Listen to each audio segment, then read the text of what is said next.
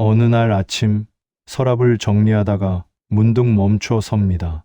통장, 보험 증권, 부동산 등기부등본. 이것들을 보면서 내가 아이들에게 이것들을 남기면 되는 걸까 하는 생각이 스쳐 지나갑니다. 재산 목록을 적어보기도 하고 유언장을 작성해야 한다는 생각도 해봅니다. 그런데 이상하게도 그 모든 걸 다 정리하고 나면 뭔가 허전합니다. 숫자로 정리되는 것들, 법적으로 넘겨주면 되는 것들, 그게 전부일까요? 나는 부모로서 뭘 남기는 걸까? 이 질문 앞에서 우리는 잠시 말을 잃습니다. 자식들은 이미 다 컸습니다. 각자의 삶을 살고 있죠. 명절 때나 얼굴 보고 전화도 일주일에 한 번 할까 말까 합니다. 그들에게 내가 무엇을 남겨줄 수 있을까요? 아니, 무엇을 남겨야 할까요? 재산, 물론 중요하죠. 하지만 그것만으로는 설명되지 않는 무언가가 있습니다. 내가 살아온 세월, 내가 겪어온 것들, 내가 깨달은 것들, 그런 것들은 어떻게 남기나요? 오늘은 이 질문에 대해 함께 천천히 돌아보려 합니다. 동영상 시청에 앞서 구독과 좋아요를 눌러주시면 마음등불 말씀에 힘이 됩니다. 그리고 그 길잡이로 200여 년 전 한 사람의 이야기를 함께 나눠볼까 합니다. 유배지에서도 자식들에게 편지를 쓰고 책을 남기고 삶의 태도를 가르쳤던 한 아버지의 이야기를요. 정약용. 이 이름을 들어보신 분들도 계실 겁니다. 조선 후기의 실학자, 목민심서를 쓴 사람. 하지만 오늘 우리가 주목할 건 그의 학문이 아닙니다. 그가 아버지로서 어떻게 자식들에게 무언가를 남기려 했는가 하는 점입니다. 정약용은 40살에 유배를 갑니다. 전라도 강진, 서울에서 멀리 떨어진 곳이었죠. 그곳에서 그는 18년을 보냅니다. 18년, 자식들이 자라는 모습을 볼 수 없었던 시간입니다. 그런데 그는 그 시간 동안 멈추지 않았습니다. 편지를 썼습니다. 아들들에게, 조카들에게, 제자들에게. 그 편지들에는 단순히 공부 열심히 해라, 효도해라 같은 말만 있지 않았습니다. 그는 구체적으로 세밀하게 살아가는 방법을 적었습니다. 어떻게 책을 읽어야 하는지, 어떻게 사람을 대해야 하는지, 어떻게 화를 다스리고 어떻게 욕심을 절제하는지. 그가 남긴 건 단순한 말이 아니었습니다. 말하는 방식 자체였습니다. 우리도 자식들에게 말을 하죠. 건강 챙겨라, 돈 아껴 써라, 조심해서 다녀라. 그런데 그 말들이 자식의 마음에 남을까요? 어쩌면 우리가 남겨야 할 건 말의 내용이 아니라 말을 건네는 태도일지도 모릅니다. 다그치지 않고 강요하지 않으면서도 진심을 담아 건네는 그 방식 말입니다. 정약용은 편지에서 이렇게 썼습니다.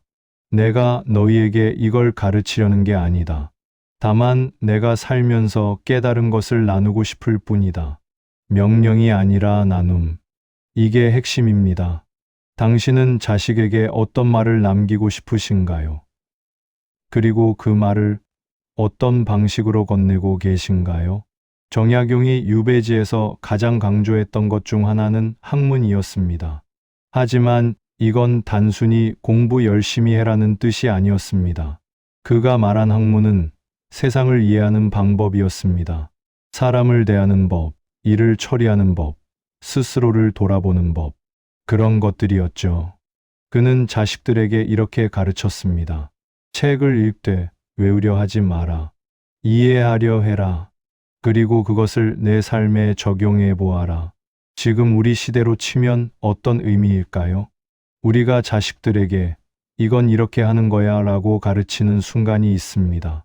요리법을 알려주거나 집안일 하는 방법을 설명하거나 사람 관계에서 조심해야 할 점을 말할 때 말이죠. 그런데 정약용이 강조한 건 단순히 방법을 가르치는 게 아니라 왜 그렇게 해야 하는지를 함께 이해시키는 것이었습니다. 예를 들어볼까요? 당신이 자식에게 사람한테 함부로 화내지 말라고 말한다고 칩시다. 이건 조언이죠.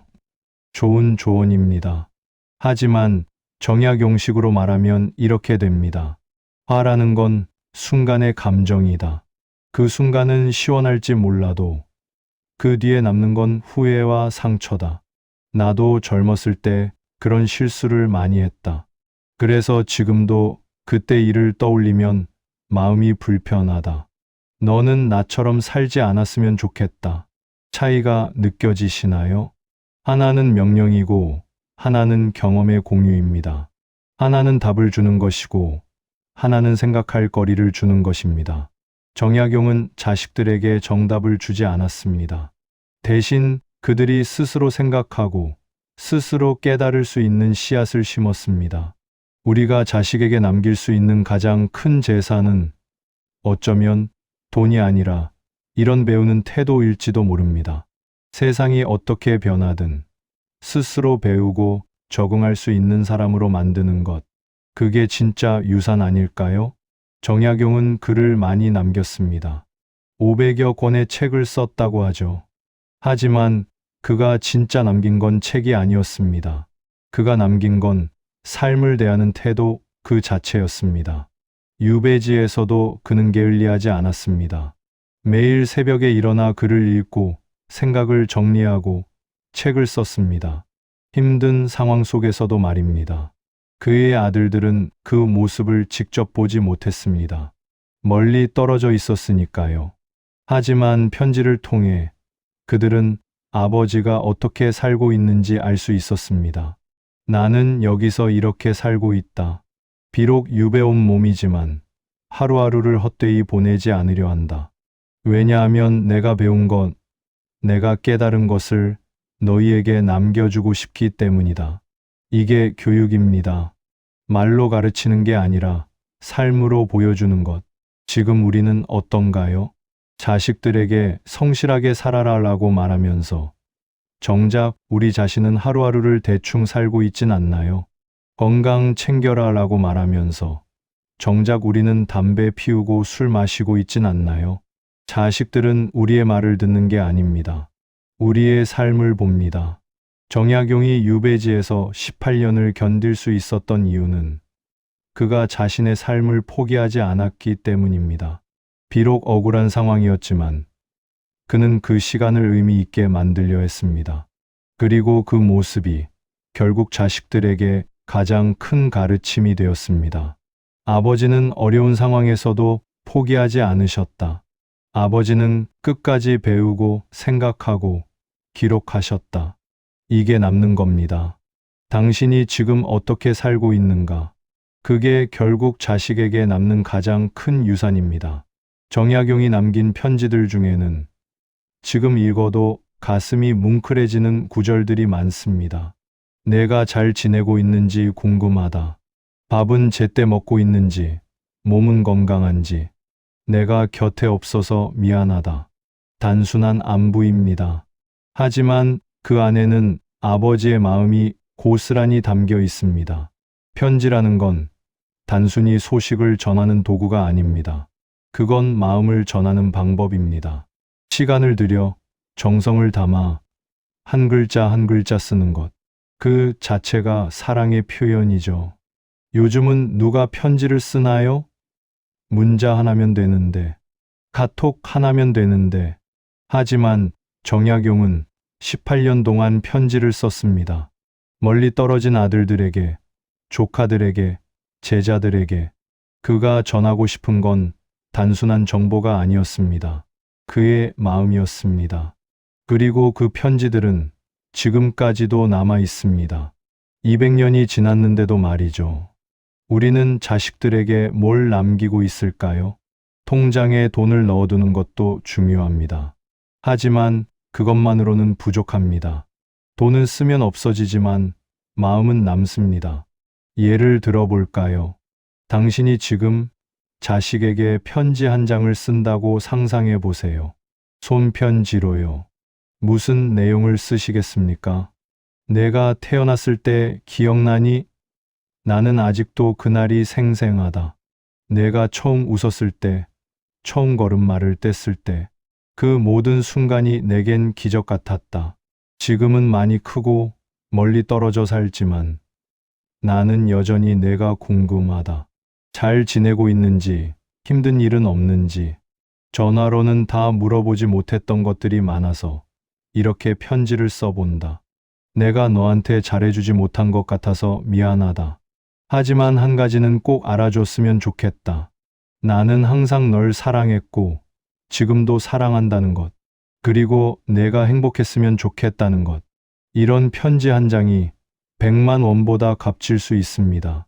왜냐하면 돈은 숫자지만 편지는 마음이니까요. 정약용은 그걸 알았습니다. 그래서 그는 유배지에서도 멈추지 않고 편지를 썼습니다. 자식들에게 남길 수 있는 가장 큰 선물이 무엇인지 알았던 거죠. 당신도 아직 늦지 않았습니다. 지금이라도 자식에게 편지 한 장 써보시는 건 어떨까요? 정약용의 편지를 읽다 보면 한 가지 특징을 발견하게 됩니다. 그는 절대 강요하지 않습니다. 이렇게 해라, 저렇게 하지 말라는 식의 명령이 없습니다. 대신 이렇게 말합니다. 나는 이렇게 생각한다. 너는 어떻게 생각하니? 이건 굉장히 중요한 차이입니다. 우리는 나이가 들수록 자식들에게 이래라 저래라 하는 경향이 있습니다. 우리가 더 많이 살았고 더 많이 경험했으니까요. 그래서 우리가 옳다고 생각합니다. 하지만 정약용은 달랐습니다. 그는 자신의 생각을 강요하지 않았습니다.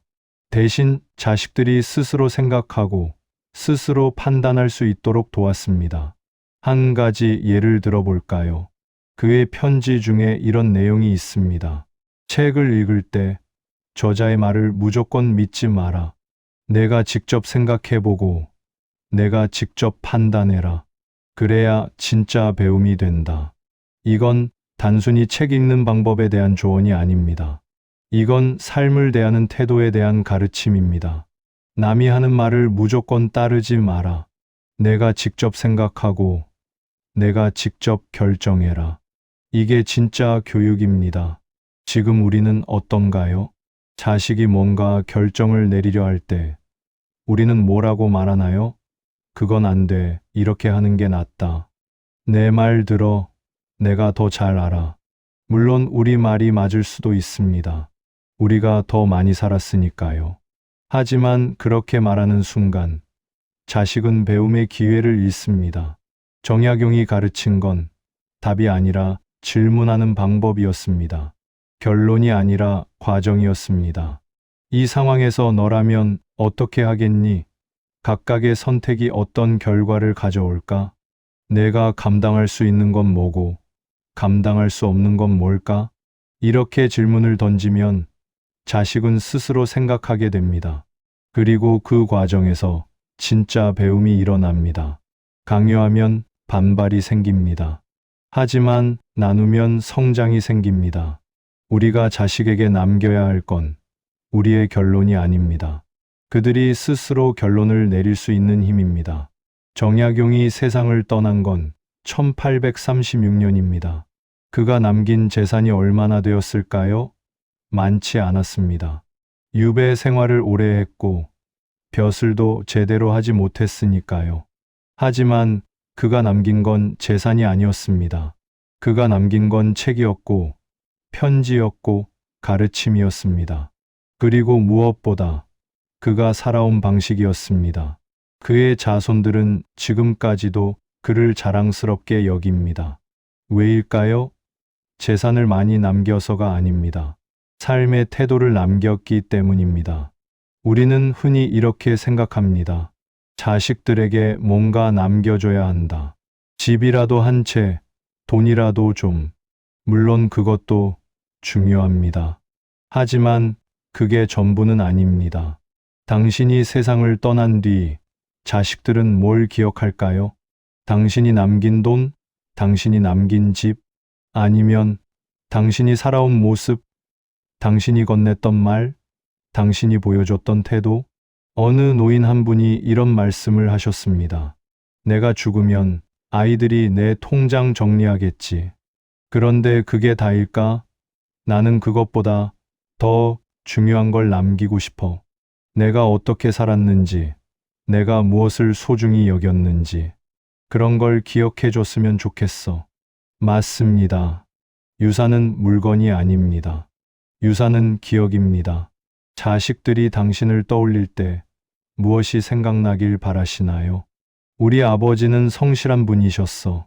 평생 한 직장에서 일하셨고, 가족을 위해 헌신하셨어. 우리 어머니는 따뜻한 분이셨어.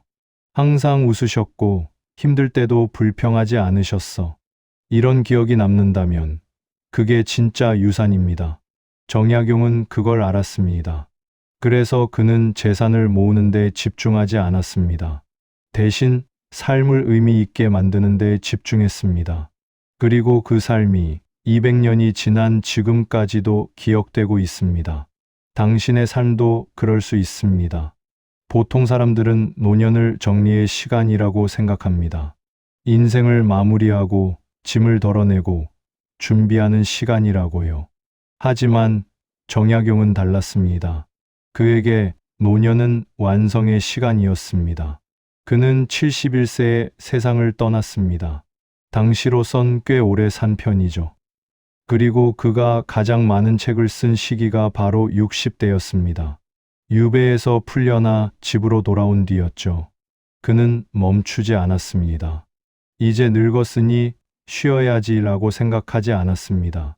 오히려 이제 내가 배운 것, 깨달은 것을 정리해서 남겨야겠다고 생각했습니다. 그래서 그는 계속 글을 썼습니다. 아들들에게 편지를 썼고, 제자들을 가르쳤고, 책을 정리했습니다. 왜 그랬을까요? 그는 알고 있었습니다. 노년의 시간이 가장 값진 시간이라는 걸. 젊었을 때는 몰랐던 것들을 이제는 압니다. 급하게 살 필요가 없다는 것, 작은 것에도 감사할 수 있다는 것, 사람이 무엇으로 사는지 알게 되었다는 것. 이 모든 깨달음이 노년에 비로소 완성됩니다. 그리고 그 완성된 것을 다음 세대에게 넘겨주는 게 우리의 역할입니다. 지금 당신은 어떤 생각을 하고 계신가요? 나는 이제 늙었어. 할 수 있는 게 별로 없어. 아니면 나는 이제 많은 걸 알아. 이걸 어떻게 남겨줄까? 같은 나이, 같은 상황이지만 관점에 따라 완전히 다른 삶이 됩니다. 정약용은 유배 생활 18년을 낭비하지 않았습니다. 오히려 그 시간을 가장 생산적인 시간으로 만들었습니다. 왜냐하면 그는 그 시간의 의미를 알았으니까요. 지금 당신이 가진 시간도 마찬가지입니다. 이건 정리의 시간이 아닙니다. 완성의 시간입니다. 당신이 살아온 세월, 당신이 깨달은 것들을 정리해서 남기는 시간, 그게 바로 노년입니다. 그리고 그 시간이 어쩌면 당신 인생에서 가장 의미 있는 시간이 될 수 있습니다. 정약용이 자식들에게 가장 많이 했던 건 질문이었습니다. 너는 어떻게 생각하니? 이 상황에서 가장 중요한 건 뭘까? 내가 진짜 원하는 건 뭐니? 그는 답을 주지 않았습니다. 대신 질문을 던졌습니다. 왜 그랬을까요? 그는 알았습니다. 답은 시대에 따라 달라지지만 질문은 영원하다는 것을. 예를 들어볼까요? 200년 전 정약용 시대와 지금은 완전히 다릅니다. 기술도 다르고 사회도 다르고 사람들의 생각도 다릅니다. 그 시대의 정답을 지금 그대로 적용할 수는 없습니다. 하지만 질문은 다릅니다. 나는 올바르게 살고 있는가? 나는 진정 원하는 것을 추구하고 있는가? 나는 다른 사람에게 도움이 되는 존재인가? 이런 질문은 200년 전에도 유효했고, 지금도 유효하고, 200년 뒤에도 유효할 겁니다. 우리가 자식에게 남겨야 할 건 우리 시대의 답이 아닙니다. 시대를 관통하는 질문입니다. 그럼 어떤 질문을 남겨야 할까요? 돈을 많이 버는 것도 중요하지만 그 돈을 어떻게 쓰느냐가 더 중요하지 않을까?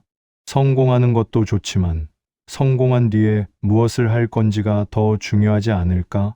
다른 사람에게 인정받는 것도 필요하지만 내가 나 자신을 인정하는 게 먼저 아닐까? 이런 질문들을 자식과 나누는 겁니다. 그리고 이 질문들은 자식이 평생 가지고 갈 수 있는 나침반이 됩니다. 정약용은 이걸 알았습니다. 그래서 그는 답이 아니라 질문을 남겼습니다. 당신도 그럴 수 있습니다. 자식과 밥을 먹으면서, 산책을 하면서, 전화 통화를 하면서 한 가지 질문만 던져보세요. 요즘 내가 가장 고민하는 게 뭐니? 그리고 들어주세요. 평가하지 말고, 판단하지 말고, 그냥 들어주세요. 그리고 나서 또 질문을 던지세요.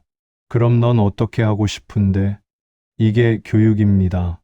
이게 유산입니다. 정약용은 왜 그렇게 많은 글을 남겼을까요? 단순히 학자여서, 글 쓰는 게 좋아서? 물론 그런 이유도 있었겠죠. 하지만 더 근본적인 이유가 있었습니다. 그는 자신의 생각을 남기고 싶었습니다. 말은 사라집니다. 아무리 좋은 말을 해도 시간이 지나면 잊혀집니다. 하지만 글은 남습니다. 200년이 지나도 300년이 지나도 남습니다. 정약용은 그걸 알았습니다. 그래서 그는 글을 썼습니다. 그의 글에는 단순한 지식만 담겨 있지 않습니다.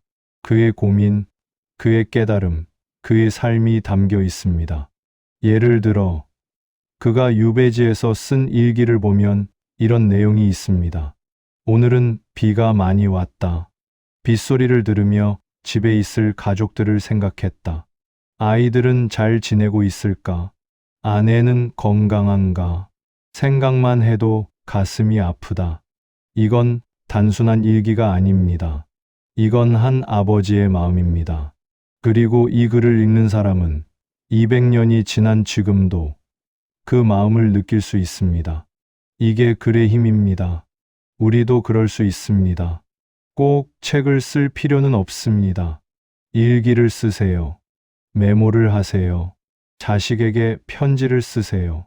당신이 오늘 무슨 생각을 했는지, 무엇이 기뻤는지, 무엇이 슬펐는지, 무엇을 깨달았는지, 그걸 글로 남기세요.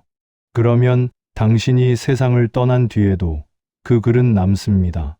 그리고 자식들은 그 글을 통해 당신을 다시 만날 수 있습니다.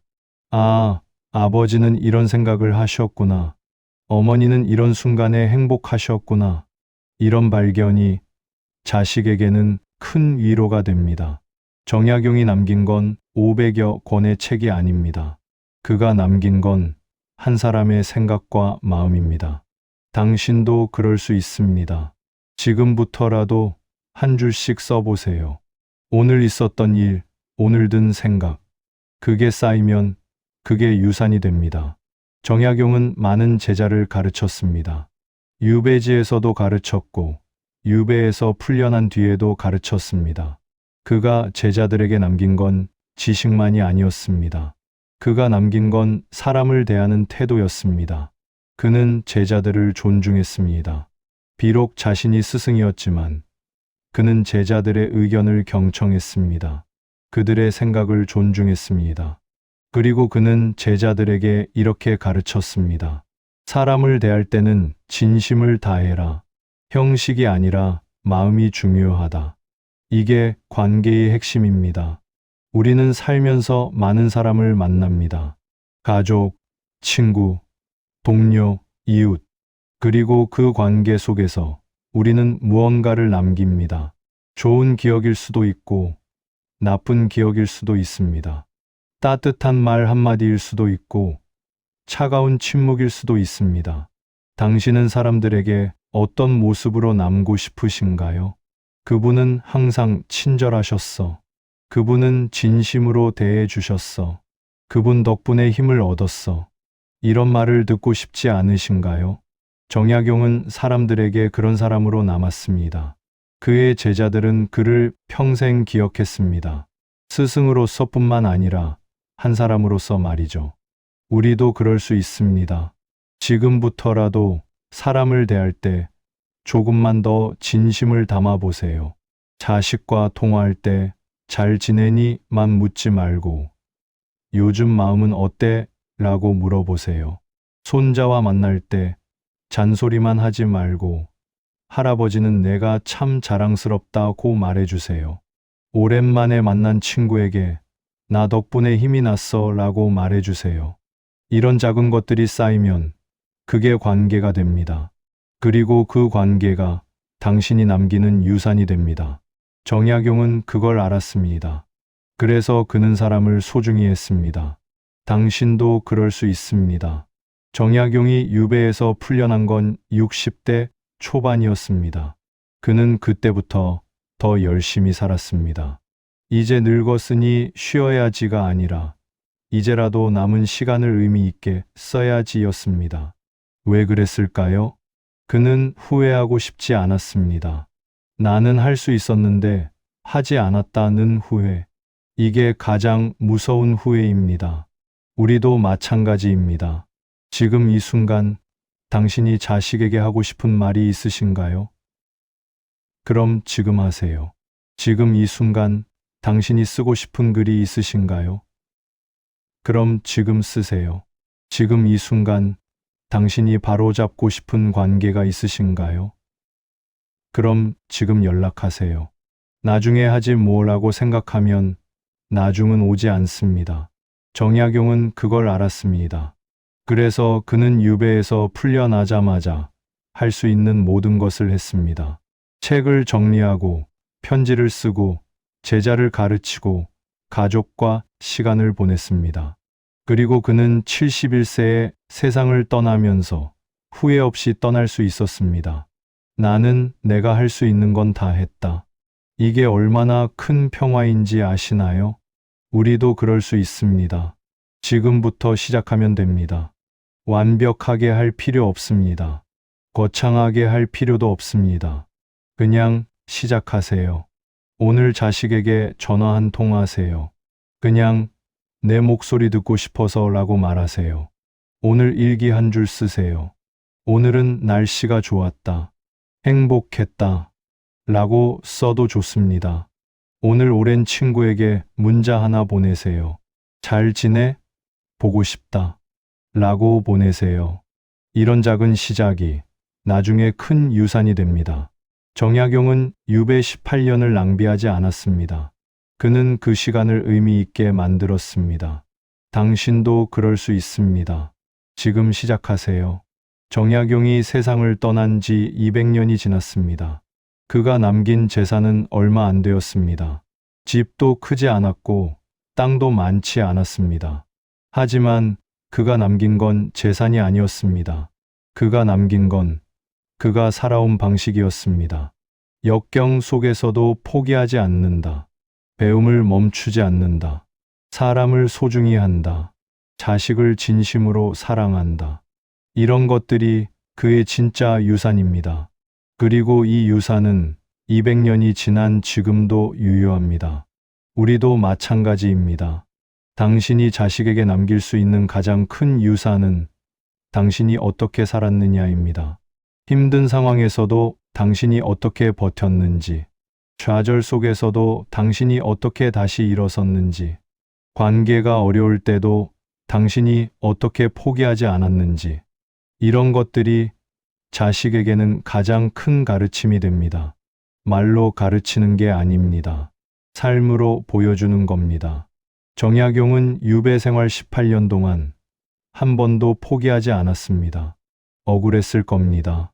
힘들었을 겁니다. 그만두고 싶었을 겁니다. 하지만 그는 끝까지 살았습니다. 의미 있게 살았습니다. 그리고 그 모습이 자식들에게는 가장 큰 유산이 되었습니다. 우리 아버지는 어떤 상황에서도 포기하지 않으셨다. 이게 남는 겁니다. 당신도 그럴 수 있습니다. 지금 당신이 어떻게 살고 있는가? 그게 결국 자식에게 남는 가장 큰 유산입니다. 돈을 많이 벌지 못해도 괜찮습니다. 큰 집을 남기지 못해도 괜찮습니다. 다만 당신이 성실하게 살았다면, 당신이 진심으로 살았다면, 당신이 사람을 소중히 했다면 그게 충분합니다. 그게 진짜 유산입니다. 오늘 우리는 정약용이라는 한 사람의 삶을 통해 노년에 남겨야 할 것이 무엇인지 함께 돌아봤습니다. 재산이 아니라 태도, 물건이 아니라 기억, 명령이 아니라 질문. 그리고 무엇보다 우리가 살아온 방식. 정약용은 200년 전 사람입니다. 하지만 그가 남긴 가르침은 지금도 유효합니다. 왜냐하면 그가 남긴 건 시대를 초월하는 것들이기 때문입니다. 사람을 대하는 태도, 삶을 대하는 자세, 배움을 향한 열정, 자식을 향한 사랑. 이런 것들은 200년 전에도 소중했고, 지금도 소중하고, 앞으로도 소중할 것입니다. 그리고 이제 이런 질문을 드리고 싶습니다. 당신은 자식에게 무엇을 남기고 싶으신가요? 통장에 있는 숫자, 부동산 등기부등본, 아니면 당신이 살아온 방식, 당신이 견뎌낸 세월, 당신이 깨달은 것들, 둘 다 중요합니다. 하지만 후자가 없으면 전자는 의미가 없습니다. 돈은 쓰면 없어지지만 삶의 태도는 세대를 넘어 전해집니다. 집은 낡고 무너지지만 따뜻한 기억은 영원히 남습니다. 그리고 지금 이 순간이 바로 그걸 남기기 시작할 때입니다. 너무 늦지 않았습니다. 아직 시간이 있습니다.